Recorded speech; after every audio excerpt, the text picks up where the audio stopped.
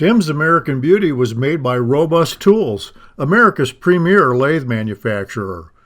Quality hardened tool rests and live centers too. Robust. Built to turn wood. Enjoyed for a lifetime. Thompson Lathe Tools. Welcome to a new level of professional wood-turning tools. Made by a wood-turner, for wood-turners.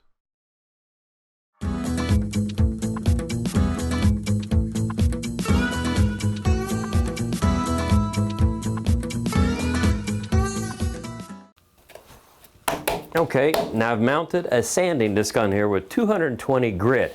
The reason is we have to even up the barrel of the blank, and right now there's no tube in here because we put a lot of glue in there, right?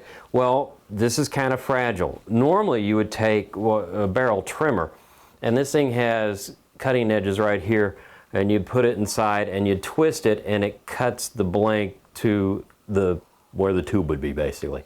But if you did that, and I usually mount one of these in a drill press to get some speed built up, if you did that, it's going to blow this thing all up because it's lots of little pieces of wood. So how do you do this? Well, the thing I came up with was I'm going to hold it up to the sanding disc, right? But how do I make sure that it's perfectly parallel? Well, I've got this gizmo that I use on my bandsaw all the time, and it's for holding round objects. And that is why I made sure that when I wrapped this tape, it was really even, so when it lays in here, it's perfectly flat and parallel. But this whole face right here is perfectly square. So if I take this face and put it up against here, I know that I'm going to make this end perfectly flush. Now by our mark, we've got to sand off that much, so we'll start working on it. The nice thing about the base 2 is that it provides support for this, so you're not holding this in your hand while you're coming up here. So get a little light over on this side, there we go. So I'm going to just jump this out a bit, butt it out, scooch it out a bit, and just start some sanding. We're getting blue because that's the color of the tape on there. So I'm just going lightly on it. Now I'm getting close to my mark. See if I can turn this to where you can kind of see it. So I'm going to bring this up. I'm touching the metal. And now I know I'm getting a perfectly flush cut. And that's about where I want to be. So, hey, here's something. I'm going to take advantage of this right now. See all that dust? It looks kind of gray, right? Well, the cool thing about it is there are holes and little gaps in this piece. And I'm going to take it over here, and this handy dandy little box that they give us all the parts in is going to be nice for this too. That is gold. I'm going to use that later when we're finishing up the blank. Right now I am taking my tube and I'm scratching it up a bit. I'm using some 80 grit sandpaper to put some marks in it. The reason is this is so smooth, the glue won't have anything to grab onto. I'm pretty sure the glue will be fine, but this will give me some tooth in there when I put this inside the blank. And putting it inside the blank, I learned a really hard lesson when I did my first one of these. I just grabbed the glue and I thought, okay, medium thickness is fine. I started pushing it into here.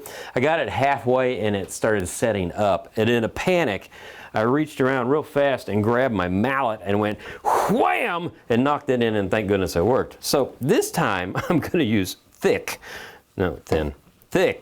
cyanoacrylate glue. And so I want to get a good coat right on here like so.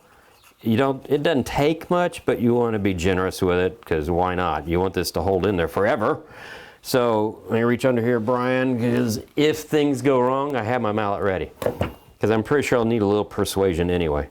So we're going to put this in here. This is the end that I evened it up on. Okay, now I'm feeling a little resistance, so there we go. Yeek. So now we're going to let that set up for a few minutes, and then we can trim this end and start turning stuff. Once the glue dried on the tube, I went ahead and faced up the end like I did the other one, so you can see a little bit of shiny brass on there. That's what you want to be like that. I don't know if that's glaring or not, but this is a bushing, and that's the important thing because the bushing fits inside of here, if I can get it to fit inside of there. Yeah. Oh, I forgot to do one thing. Let me show you.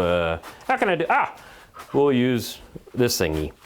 I just need to come in here on the edge and kind of scrape right on the inside of the barrel, because when you do the sanding, it'll put a burr on the inside of the barrel, and then throw that over there.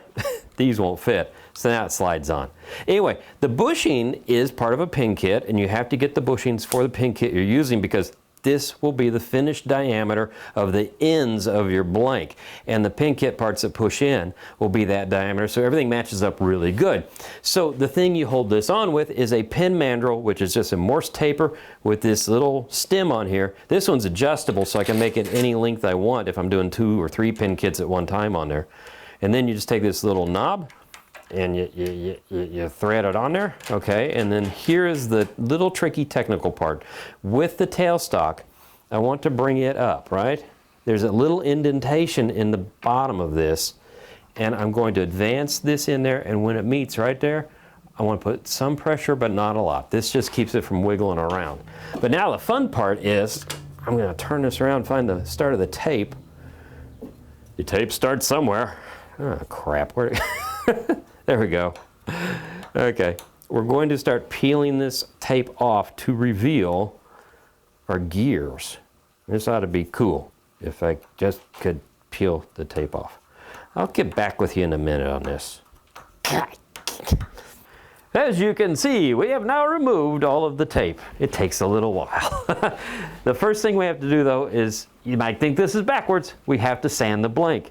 If we didn't sand the blank and you started turning this, what Constant told me is with these tiny pieces, anything sticking up would just immediately tear out. So you want to sand this smooth, so when you do start turning it, your tool is touching a flat surface, and there's no risk of you tearing out any of those little pieces that are in there. So let's see how this looks. It feels smooth. Look at that. Okay, looking cool. You can see there's some gaps in there, right? We're going to fill those up with that sawdust that we saved, but we're not going to do that yet. Right now we're going to grab a tool and we're going to start turning. Now Constant told me, he said the only tool he trusts turning this with is a skew. Da-da-da. Hey, we have no money for sound effects. It's the best I can do. So we're going to use a skew, and I'm going to teach you how to use the skew. And I have no idea why a skew makes me do that. So we're going to bring the speed way up. It's a tiny diameter, right? Going to bring the tool in just like any other tool. I've got the heel or the tool on the tool rest right now. I'm going to touch right there in the center of the tool, and now I'm going to move my body across. I'm taking a very light cut. Start from the middle, move on over. You do not want to touch up here on the tip. That's where you will blow everything to smithereens. And since this is made of several little pieces, we want to take our time and take light cuts. The cool thing about this is you'll wind up with a really nice finish on the wood. So I'm going to switch now, and we're going to go left-handed. This is always so much fun. So we're going to touch again. The bevel's kind of rubbing, and I raise the hand a little bit and it starts to make contact. Come back. It's going to bounce a little bit because it's just a little bit rough. Come back again. Keep doing this till we get our shape. Beautiful little shavings come off this way. And I'm not that terrified of a skew, I just don't use it that much. But in this case, you really need this because it's like taking a razor blade to the wood, and so there's very little resistance or friction on the cut, so you have almost no risk of tearing out the wood. Now what we're going to do here is we have that almost down to the bushings, right? So what I'm going to do then is I'm going to stop it, look at it,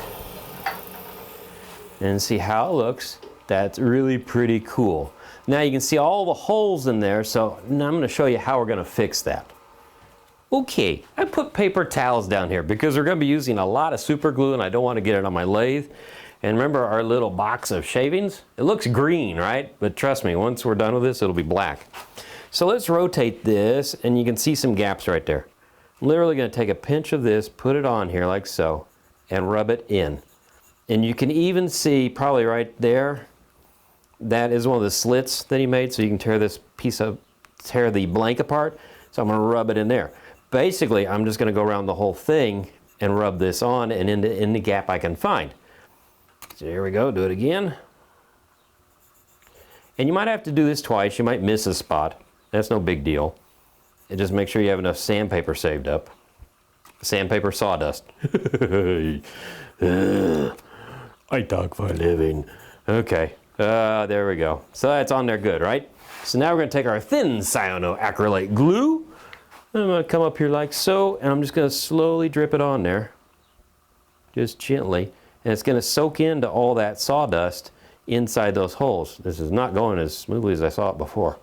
There we go, now we're doing it. Okay, I'm using a lot. I know it's messy.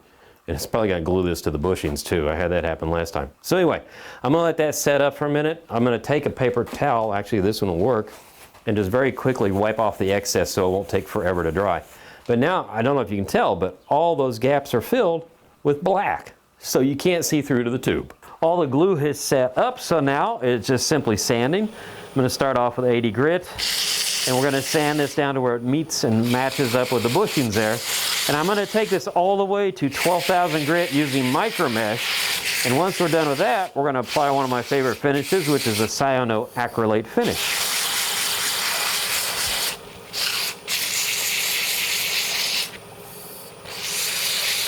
Now you've seen me do a cyanoacrylate finish before. That's the 4th coat there of using medium cyanoacrylate. I just wanted to show you something about this.